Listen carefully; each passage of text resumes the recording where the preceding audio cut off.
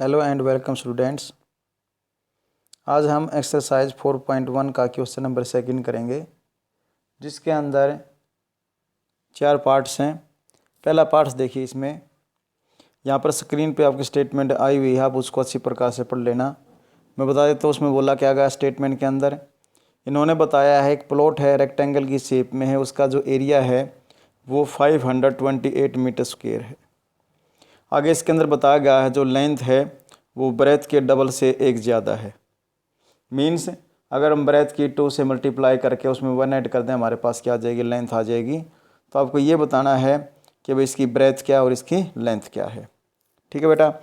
देखिए यहाँ पर इन्होंने क्या किया हुआ है, NCERT एक्सरसाइज बुक्स के अंदर इन्होंने सिर्फ इक्वेशन बना के वहाँ तक सम को छोड़ दिया है, लेकिन हम क्या करेंगे, सम को कंप्लीट सोल्व करेंगे, उसकी लेंथ भी निकालेंगे और उसकी हम ब्रेथ भी निकालेंगे।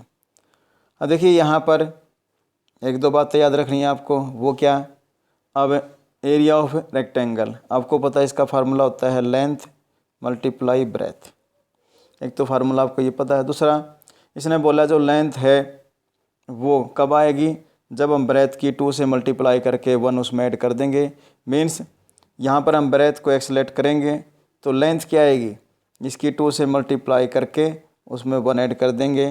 तो इस प्रकार से हमारे पास ये लेंथ आ जाएगी और ये ब्रेथ हमने लेट कर ली। फिर यहाँ से हम क्या करेंगे, लेंथ मल्टीप्लाई ब्रेथ कर देंगे, यानी कि 2x + 1 के x से मल्टीप्लाई करेंगे। मल्टीप्लाई करने के बाद हमारे पास एरिया आ जाएगा। अब वो जो एरिया है वो हमने निकाला है और इन्होंने एरिया हमारे पास दिया हुआ 528 मीटर स्क्वेयर। तो हमने जो एरिया निकाला उस एरिया को हम क्या करेंगे, 528 मीटर स्क्वेयर के इक्वल रख देंगे। और फिर वहाँ से एक इक्वेशन बनी हुई है, और इक्वेशन क्या बनेगी, क्वाड्रेटिक इक्वेशन बनेगी। उस इक्वेशन को हम सोल्व करेंगे, वहाँ से हमारे पास x की वैल्यू आएगी। x की वैल्यू ये बताएगी उसकी ब्रेथ क्या है और उसकी लेंथ क्या है। चलिए बेटा स्टार्ट करते हैं। अब हम यहाँ पर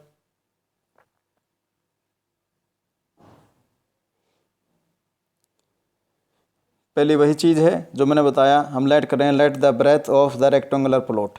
उसकी हमने ब्रेथ लेट कर ली, कितनी है, x मीटर। फिर मैंने बताया था लेंथ कैसे आएगी, ब्रेथ की 2 से मल्टीप्लाई करके उसमें 1 ऐड कर देंगे। तो इसकी 2 से मल्टीप्लाई कर दिए 2x + 1, तो हमारे पास उसकी क्या आ जाएगी, लेंथ आ जाएगी। फिर हम क्या करें, यहाँ से इसका एरिया फाइंड आउट करेंगे। एरिया फार्मूला मैंने आपको क्या बताया था, लेंथ मल्टीप्लाई ब्रेथ। तो जो लेंथ है वो 2x + 1 है, ब्रेथ क्या है, x है। अब हम मल्टीप्लाई करेंगे, पहले x की 2x से मल्टीप्लाई करेंगे 2x² हो जाएगा, x की 1 से करेंगे x हो जाएगा। इस प्रकार हमने एरिया निकाल दिया। ये एरिया हमने फाइंड आउट किया है और 528 मीटर स्क्वेयर इन्होंने दिया हुआ है। हम निकालें चाहे इन्होंने दिया हुआ है, अकॉर्डिंग टू स्टेटमेंट हम कर रहे हैं, तो हमारा एरिया और इनका एरिया दोनों एक दूसरे के इक्वल होंगे। तो अकॉर्डिंग टू क्वेश्चन हम क्या करेंगे, यहाँ पर जो हमने एरिया फाइंड आउट किया है उसको 528 मीटर स्क्वेयर के इक्वल हम पुट कर देंगे। तो यहाँ पर हमने पुट कर दिया 2x² + x = 528, क्योंकि ये हमने एरिया फाइंड आउट किया था, ये इन्होंने इसके अंदर दिया हुआ था। अब 528 को राइट से लेफ्ट में ले जाएंगे, प्लस में माइनस में आ जाएगा। अब ये बन जाएगी क्वाड्रेटिक इक्वेशन। तो क्वाड्रेटिक इक्वेशन को सोल्व करने के 3 फार्मूले हैं। सबसे पहले हम फैक्टर मेथड से करेंगे। इसमें आपने 9th क्लास में इसको फैक्टर करना सीखा भी था।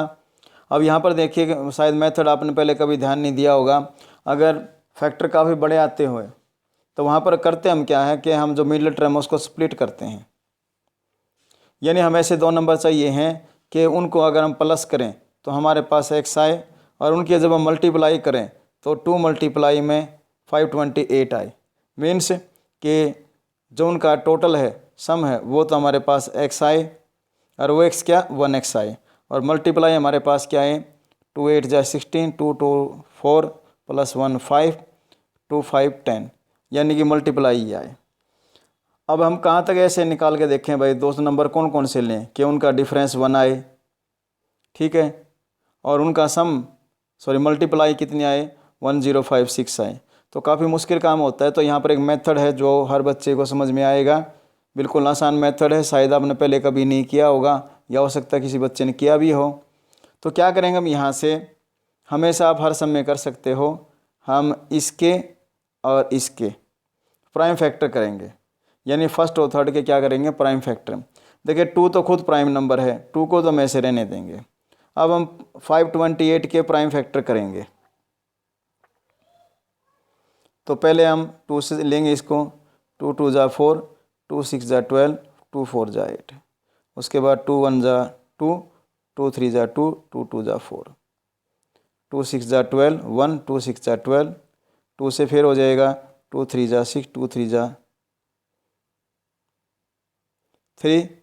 फिर हम नेक्स्ट करेंगे इसके अंदर, क्योंकि अब ये 2 से डिवाइड नहीं होगा तो इसको हम 3 से डिवाइड करेंगे।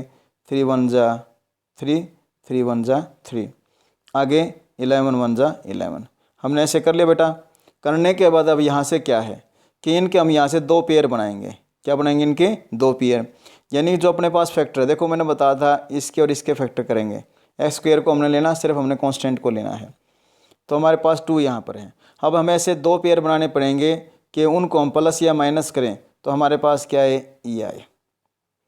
अब एक बात ध्यान रखना, लास्ट वाला जो आपका थर्ड नंबर है, थर्ड टर्म है, ये यदि ये माइनस है, थर्ड क्या है? माइनस है, तो याद रखना मिलर टर्म को जब आप सप्लीट करोगे वहाँ पर जो 2 नंबर आएंगे वो एक प्लस का आएगा और दूसरा माइनस का आएगा। हमेशा ऐसा ही आएगा, आपको याद रखना है।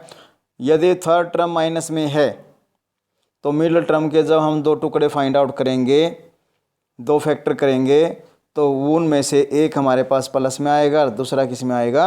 माइनस में आएगा। आपको इस बात का ध्यान रखना। और अब आप यहाँ पर देखोगे भी। तो देखिए हम इकट्ठे करेंगे कैसे।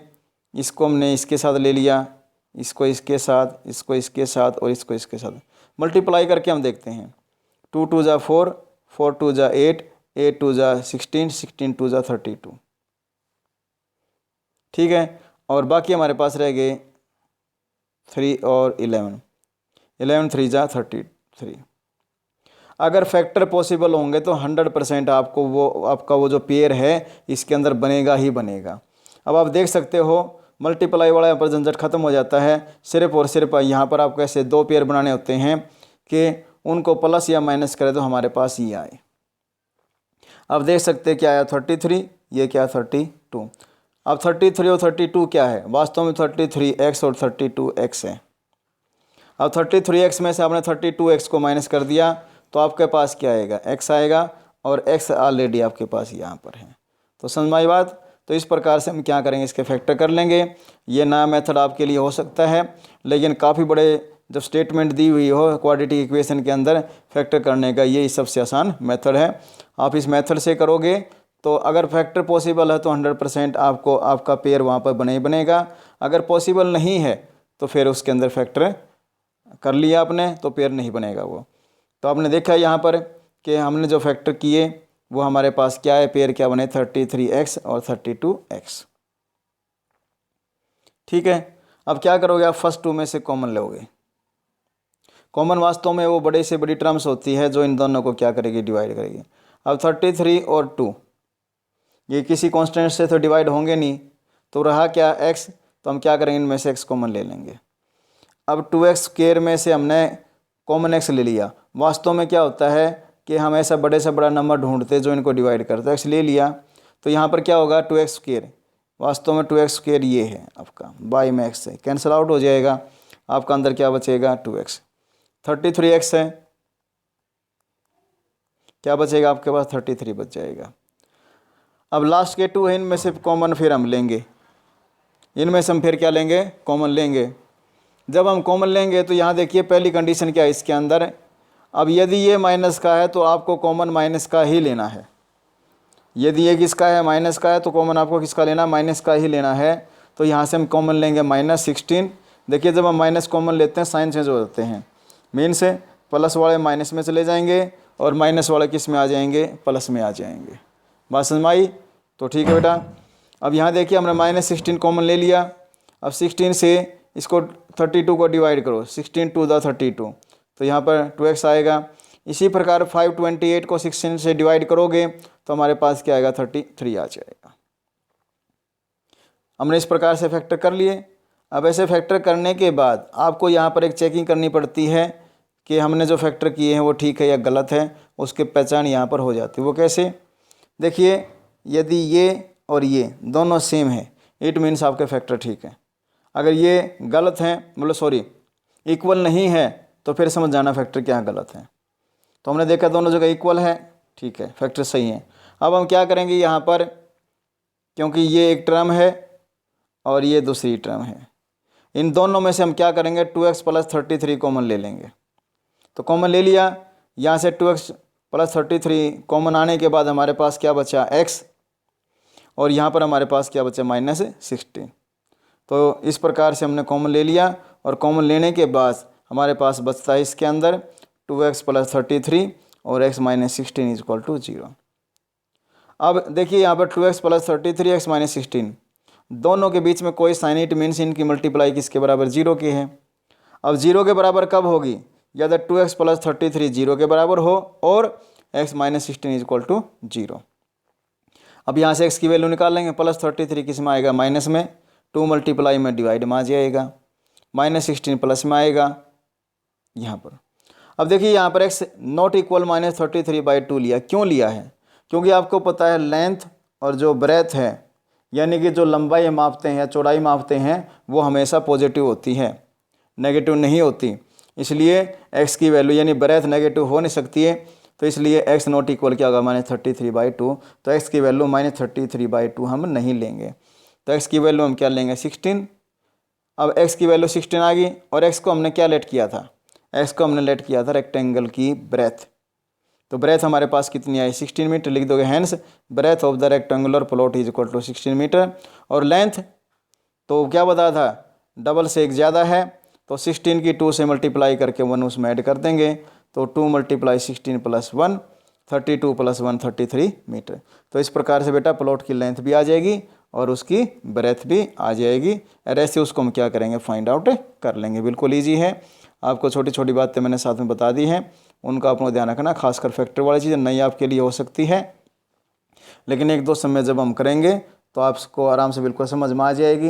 वहाँ पर पेड़ बनाना आपको सीखना पड़ेगा, कोई खास बड़ी बात नहीं है, मैंने आप कोशिश की है आपको हर बच्चे को वो समझ में आए। एक दो और सम करेंगे वो आपको और अच्छी प्रकार से समझ में आ जाएगा।